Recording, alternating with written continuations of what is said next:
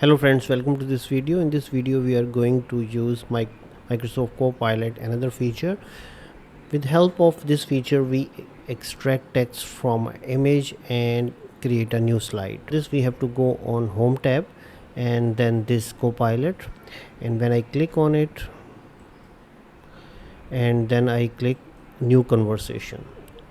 So if you go here, it asks extract text from this image and add an image. I click on it and it asks me that either I have to upload image from this device or upload from phone. I click on upload from this device and it the pop-up is open and I select this image.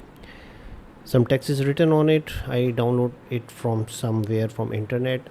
Click on open it, and here I also add extract text from this image and insert in a new slide in current PPT. When I enter it, it start processing. So whatever is written on the text, it copied as a new slide. Thank you for watching. See you in another video.